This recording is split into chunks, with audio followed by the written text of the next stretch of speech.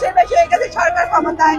আমাদের অনেক প্রত্যাশা ছিল যে সরকার ক্ষমতায় আসছে আমরা গুমের বিচার পাবো, কিন্তু এখন জানতে পারি যে ভূমাত্মাদের যে অন্তর্বর্তীকালীন সরকার যে আদেশ জারি করে গেছে এটা বাতিলের চেষ্টা চলছে।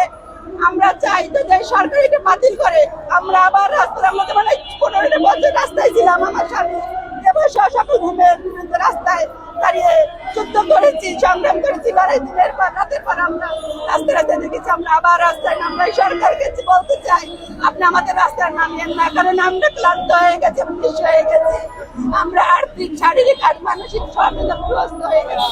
আপনি আমাদের রাস্তায় নামাতে বলেন না, আমরা আর পারতেছি না। অন্তত আপনি এটা আইনে পরিণত করেন, আমাদের আর এভাবে আর কষ্ট দিবেন না, কারণ আমরা তো বলতে লাজ হয়ে গেছি। আমাদের আর এভাবে মেরে ফেলবেন না, আমাদের একটু অন্তবাকে আমরা যেন বিচার পাই, আমরা যেন অন্তবাকে যেন বলতে পারি না বর্তমান সরকার জনাব তারেক রহমান আমাদের স্বামী দেবরহারা পত্নী গুমের বিচার করেছেন। এইটুকু আমরা বলতে চাই যে সরকার জনগণের সরকার, এই সরকার মানবতার সরকার, এই সরকার গুমের আমরা বিচার পেয়েছি। তার আমরা 15টা বছর আমি স্বামী হারা, আমি রাস্তায় রাস্তায় দাঁড়ায় প্রশাসনের কাছে বলেছি বিচারের জন্য, স্বামীর সন্ধান পাওয়ার জন্য। আমি আর এভাবে রাস্তায় দাঁড়াতে চাই না, আমি কারো কাছে হাত পাততে চাই না, কারো কাছে অন্তপাকে আমি বিচারটুকু নিয়ে আমি ঘরে ফিরতে চাই। আমি আর এভাবে রাস্তায় দাঁড়াতে চাই না, কারণ আমি নিঃস্ব হয়ে গেছি, আমার শক্তি নাই আমার আর রাস্তায় হাঁটার। আমি এই 15 বছর রাস্তায় হাঁটতে আমি অনেক ক্লান্ত হয়ে গেছি। অন্তপক্ষে আমরা বিচারে আসাই সরকারের কাছে এটুকু দাবি, আমরা বিচার চাই। আপনি ভূমাত্মাদের আইনে পরিণত হয়ে অন্তপক্ষে যারা জেলে আছে, জিয়াউল হাসান সহ যত সেনাপতি তারা গুমের সাথে জড়িত, জুলাই আন্দোলনের সাথে শহীদের তারা জড়িত, তাদের বিচারগুলো অন্তপক্ষে করেন।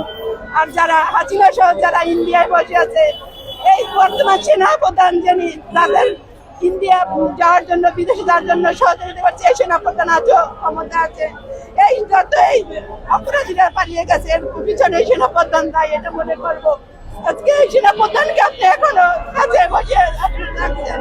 আমাদের আপনার কাছে এই গুমের সাথে যারাই জড়িত, যত বড় শক্তিশালী যদি তাদের আপনার কোনো বড় শক্তিশালী নেতা জড়িত থাকবে কিনা, আমরা আপনার থেকে একটু প্রত্যাশা আপনি অন্তপক্ষে এই গুমের বিচারটা করেন।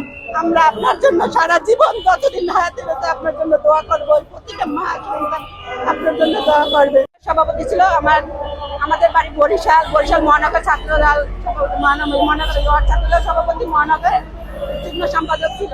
2012 সালে আমার দেবরকে প্রথমে ঢাকা মিরপুর 1 নম্বর থেকে গুম করা হয়। 2012 এপ্রিলের 3 তারিখে আমার দেবরকে গুম করে। আর 2012 সালের 24 আগস্ট চট্টগ্রাম থেকে আমার স্বামীকে গুম করে। আমার স্বামী গুম হওয়ার, আমার দেবর তো রাজনীতি করতো না, আমার স্বামী রাজনীতি করতো। এই আমার স্বামী গুম হওয়ার 20 দিন আগে জিয়াউল হাসান, যে এখন বর্তমানে জেল হেফাজতে আছে, উনি ফোন দিয়ে বলছে আমার স্বামীকে ধরা হবে, তার নামে লিস্ট করা হয়েছে। তাহলে এই গুমের সাথে আমার বিশ্বাস যে জিয়াউল হাসান জড়িত, সে নিজেই করছে। তারপরে আজকে জিয়াউল হাসান জেলে, তার কোনো বিচার হয় না, তাকে জেলে এসি রুমে জামাইয়া ধরে তাকে রাখা হয়েছে। আমরা চাই জিয়াউল হাসান সহ যত গুমের অপরাধে তাদের বিচার হোক। আর আজকে 14 বছর পেরিয়ে গেছে, আমি আমার স্বামীর দেবরের সন্তান চাই। আমি স্বামী সহ দেবর সহ যত গুম আছে তাদের সন্ধান চাই, ওই গুমের সাথে জড়িত বিচার চাই। আপনার দেবর এবং স্বামী দুজনে এখনো কি আসেন না? আমি 2012 সালে গুম হয়েছি, আমার স্বামী 4 মাসের ব্যবধান। মনে নাই, ছোটবেলা 3 বছর, মানে অল্প কিছু। এখন আমার বাবাকে ফেরত চাই এই সরকারের কাছে। এই যে আমার বাবা এই 14 বছর ধরে আছে, বাবার বিচার চাই। এই বিষয়ে আপনার মতামত কি? আমরা চাই না ওদের বাতিল হোক, আইনি